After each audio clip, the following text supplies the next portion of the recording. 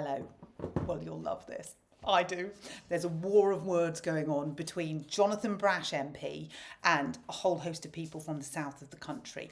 Now, he says it's an organised group from the south of the country. I don't know that it actually is. I think it's just a couple of people on Facebook who don't like his policies, but he's got a bit hot under the collar. He's a bit riled. So he's entered a war of words. It's brilliant.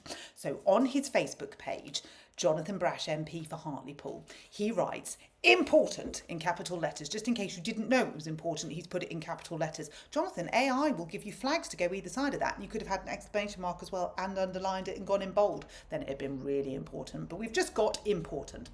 Just to say, I mean, I love that. You know, like when the kids come downstairs and go, just to say, I have tidied my bedroom and now I'm going to play. It's a bit like that, isn't it? Just to say to the organised band of people living in the south of the country, hang on a minute, how do you know they're an organised band of people? And how do you know they live in the south of the country? Have you got like GPS trackers on who they are and where? I mean, you probably actually do.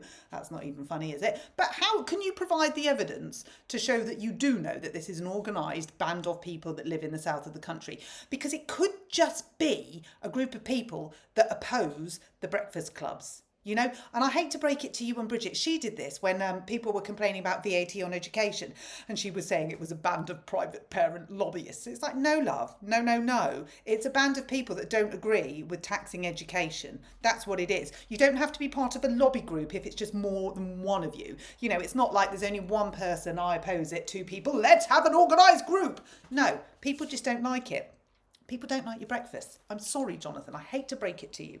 Anyway, you say, just to say to the organised band of people living in the south of the country who keep trying to post here, denigrating free breakfast for Hartlepool children. Whoa. Hold up, back up. Two things in that bit. Denigrating free breakfast for Hartlepool children. Well, uno, they're not free. They're taxpayer funded. Now, we've had this before. I don't know how many times we're going to have to keep going over it, but let's do it just for shits and giggles. So the taxpayer has paid. Now, at the bottom of your little important message, capital letters, no exclamation mark, you say it's the parents of the children in the private system who have paid for it through their VAT, but we can't do that, Jonathan, can we? Because do you not remember the bit where we can't hypothecate tax? So that's what Rachel Reeves tried to do on her sort of first days on the job when she really didn't have a clue, although I can't say she's progressed massively. Is her performance review up anytime soon? Someone? Yes? So she tried to say that VAT on education was going to pay for 6,500 shiny new teachers to go in schools, which is like a leg in a school or something. It's not even a whole teacher, but that's what that was going to pay for, and some breakfasts. And then someone went, you can't do that. You can't hypothecate tax. You can't say that. And she went, oh, okay. No, it's not. It's just going in the general pot. It's going to support education. So you can't say, Jonathan, that VAT on education is paying for these breakfasts. I mean, we know that the taxpayer is paying for these breakfasts, but we have to get to the point where VAT is just going in the big pot, which is against what you said in the manifesto, which sort of means or looks like you didn't know what you were talking about in the manifesto, or you lied. Take your pick. It's not a good outcome either way, is it? So, and it's not just Hartlepool. I mean, have you not seen Bridge going out everywhere saying, hey, I'm at a free breakfast club, which isn't free, the taxpayer funded it, and it was also in place with Magic Breakfast and Greggs before, but Labour have taken over it because the state wants control of your children. So I'm at the not free, not new breakfast club. Woo! It's all over the country. It's not just Hartlepool, okay? And it's not Hartlepool kids specifically that people don't want to pay for. They don't want to pay for anyone's kids because your own numbers said that only 20% of families were struggling with associated costs of school, which means that 80% aren't. So those 80% don't need a free breakfast. And in fact, on day one, it was all over the media when one little girl was going, I've had my strawberries at home and now I'm having another breakfast at school. I am having two. And it's like, yeah, you are. One is being paid for by the taxpayer and one was paid for by your parents in that old-fashioned chestnut of parenting. I mean, if we're talking about things that we can't fund, dogs, shush. If we're talking about things that we can't fund, could we have a holiday fund? Because I can't afford the associated costs with a holiday. So do you want to bang one of those out for me as well? Honestly, I'm not picky where I go.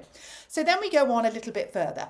And you say it's because these parents, you don't think it's fair that private schools have been taxed to pay for it. Well, we've just gone through that, Jonathan. That's sticky. Go and speak to Bridge. Go and speak to Rach. And then you say, I have two words for you. Hartlepool first. What? Don't tell me that you are singling out the children of Hartlepool for preferential treatment over the rest of the nation. Do not tell me that, because that's not part of diversity and inclusion now, is it, Jonathan?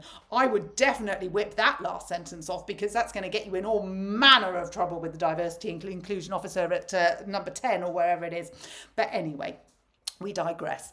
Thank you for your post, Jonathan. It was amusing and has, yes, amused me. I look forward to seeing all the responses that you're going to get from this band of organised people from the south, and maybe the odd person that lives in, I don't know, Manchester that doesn't agree with it. But on your parting note, you say you've got 2 words. Well, I've got 2 words for you as well, Jonathan.